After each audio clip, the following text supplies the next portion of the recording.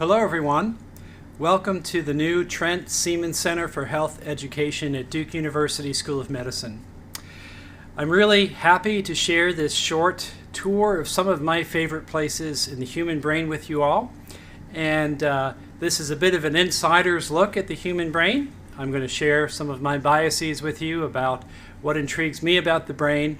And since it's something of an inside story, I thought, I should probably go to some inside place to film this. So we are in the specimen prep room for the Duke University School of Medicine for the laboratory courses that we teach with human brain specimens. And as you can see behind me, we have quite a number of human brain specimens in our collection. This is the place where we store, where we curate the specimens, and where we prepare them for our teaching. So in front of some of my favorite specimens, I'm just pulling one out and give you a chance to see up close and personal, as it were, some of the parts of the brain that especially intrigue me. So here's a brain from our collection, and I hope you can see it well. So we're looking at the anterior aspect of the brain, the right hemisphere, the posterior aspect, the left hemisphere, the dorsal surface, and I'm sure you can see the mid-sagittal plane there, where we have our longitudinal fissure separating the right hemisphere from the left hemisphere. And then on the ventral surface, I think a really nice demonstration of the ventral surface of the human brain, including the brain stem, the blood supply that enters the brain from its inferior surface, and the cranial nerves.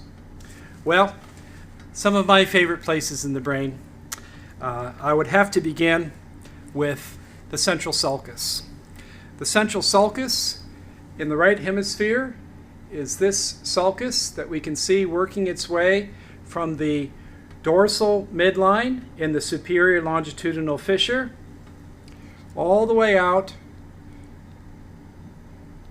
to the lateral fissure.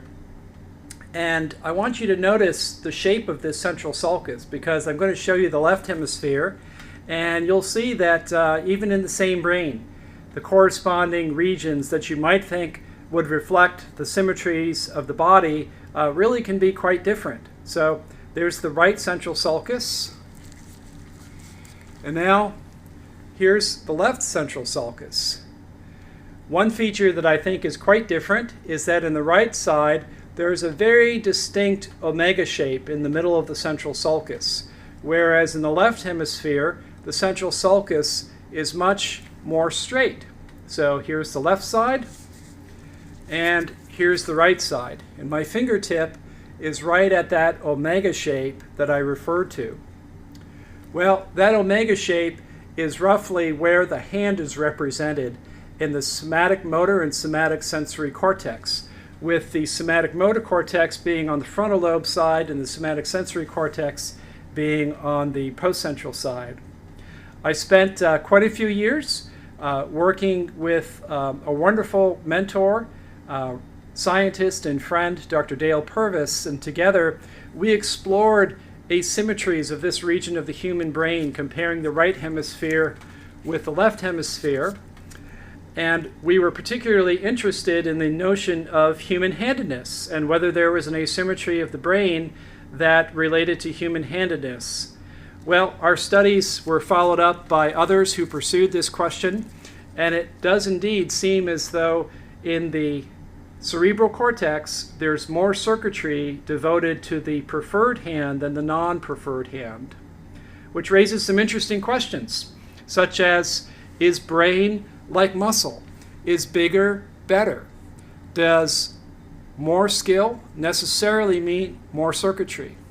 Or does better skill simply mean better circuitry, not necessarily more circuitry? Well, these are fascinating questions that have been with us as long as people have been interested in studying the human brain. And that journey led me to explore this region of the human brain once upon a time ago. Well, more recently, my interest has been in the back of the brain. Here we have the occipital lobe, and the occipital lobe is home to our primary visual cortex and a series of associational visual areas that elaborate more and more abstract features of vision. I can't show you the primary visual cortex in this specimen because we'd have to look on the mid-sagittal plane, but I can show you roughly how visual information is processed in the occipital lobe. Signals first reach the medial portion of the cortex that forms the calcarine sulcus. That's our primary visual cortex. And from there, information generally is passed through a series of interconnected cortical areas, some of which tend to stream down the inferior aspect of the temporal lobe. We call that the temporal processing stream. And these areas on the ventral temporal lobe are especially concerned with recognizing the objects, the places, and even the faces that we encounter in our daily lives. For example, your face, or the face of your family, or the face of a loved one is encoded in the areas that we find on the inferior surface of the temporal lobe. And unfortunately, there are people who have had strokes or other kinds of brain injuries affecting this part of the brain. And as a consequence, some of these folks lack the ability to recognize familiar faces. It's not that they're blind, it's that they fail to understand the significance of the visual stimuli that comprise a human face.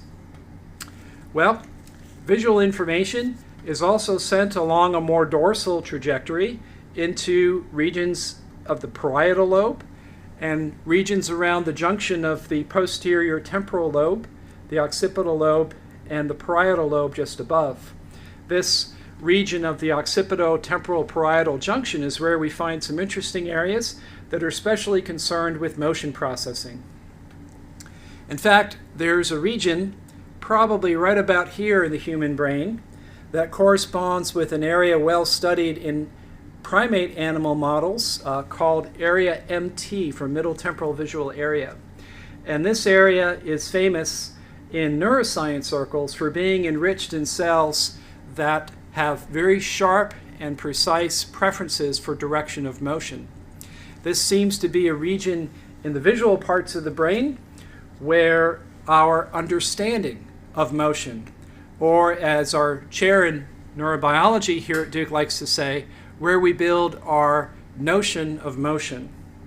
That would be our chair, Dr. Stephen Lisberger, who gives wonderful talks on that subject. Well, the visual cortex is a part of the brain that I studied in my career after leaving the central region and exploring questions related to human-handedness.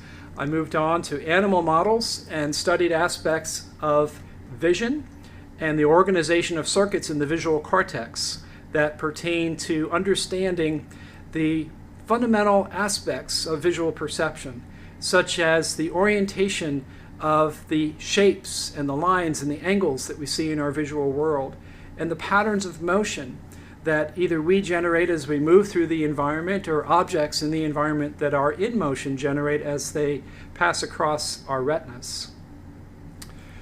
Well, that's a bit of personal history. Let me move on and just highlight some areas of the brain that are really great interest to neuroscientists today and over the years, and some areas that are especially hot in today's world of neuroscience. Well, we're looking at the left hemisphere, so I should highlight some of the language areas that seem to be especially lateralized in the human brain. One that you probably know about is called Broca's area. Broca's area is found right about here, which is in the posterior portion of the inferior frontal gyrus. So Broca's area is a region that helps us produce speech, whether it be vocal speech or written speech. And although this is not well studied, probably written speech using our digital media that we use so often now to express ourselves in words. There are other areas that are specialized for different aspects of language, such as understanding language, be it in spoken speech or in written form. And those areas are distributed in the lateral superior temporal lobe, although most likely there is a broad network of brain structures that are distributed around the lateral temporal lobe and perhaps even into the inferior parietal lobule that are important for understanding speech.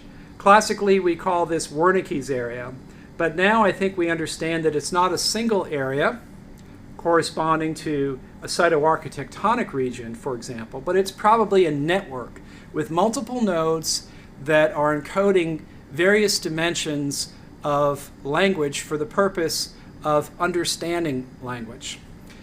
I know many of you listening to me are bilingual or multilingual, and for you, you very well may have different nodes that are important for understanding your various languages. And for those of you who utilize American Sign Language, yes, you probably have a node somewhere in here that encodes your visual understanding of language as expressed in the motions of the hands and the face. Well, let's turn over to the right hemisphere.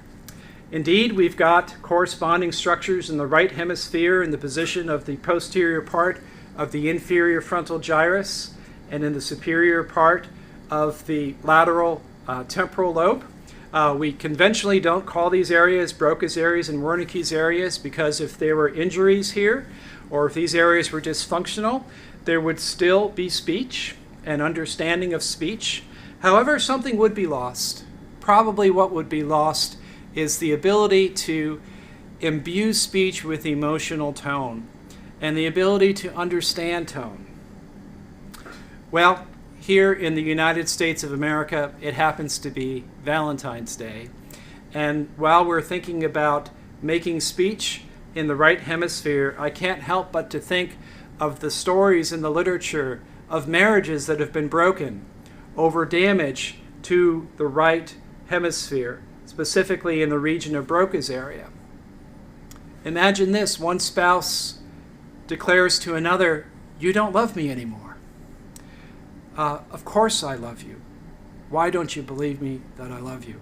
Well, the idea here, and I'm not replicating this very well, but one spouse no longer believes the words by themselves because the other, who perhaps has had a brain injury to the right inferior frontal gyrus, can no longer imbue speech with passion, with the emotion that is the life force of our human relations. So although right hemispheric lesions are ineloquent, as sometimes we hear the neurosurgeons say, they can be nevertheless devastating to the human condition. Well, lastly, I want to show you a fascinating part of the brain that we'll come to near the end of medical neuroscience. And it's this part of the frontal lobe that sits directly above the orbits of the eyes. This is called the orbital cortex, and it's a part of the brain that was damaged in a famous case in the medical literature from the 19th century. I'm sure many of you know about this case. It's the case of Phineas Gage, who almost unbelievably survived a horrific injury where about a 13-pound, nearly meter-long iron rod was blasted through his skull, producing significant damage to the orbital and medial part of the frontal lobe in a region that we call the prefrontal cortex. Well, much has been written, much has been said over the years about the change in Phineas Gage's personality, his demeanor, his social mores. The fact is, we just don't know much of what is truthful about Mr. Gage following his injury. But there is a fascinating literature that's growing, examining people that are with us now who've had injuries to this part of the brain. And what we're learning about them is that their decision-making faculty has been impaired, especially decisions that pertain to their personal self and decisions that affect what they themselves are invested in emotionally and socially. And so this is a part of the brain that's critical for the integration of emotions and cognition in such a manner that it allows us to predict the future. That is, to weigh the consequences of our decisions and to act accordingly. So a fascinating part of the human brain that you'll be hearing some from me about later in the course, and continues to attract great interest from neuroscientists around the world who are trying to understand the networks and the circuitry and the physiology of this part of the human brain. Well, lastly, I want to show you the brainstem. This is really a wonderfully complex part of the human brain. Many neuroscientists are interested in this part of the brain. Sadly, many more are not. But for those of you interested in pursuing a career in healthcare, the brainstem is a critical part of the human brain, not only for its functions, but for what understanding the brainstem can tell you about your patients while you're proceeding with your interviews, your histories, and your physical examination. We have a number of beautiful cranial nerves that are visible here. I doubt you can see very many. In this perspective, it's really not my intention to show you those nerves here. We have an entire tutorial devoted to the cranial nerves, so I'd refer you to that. Nevertheless, we're going to try a bit of manual brain zoom to see if you can track the cranial nerves and see it as closely as possible.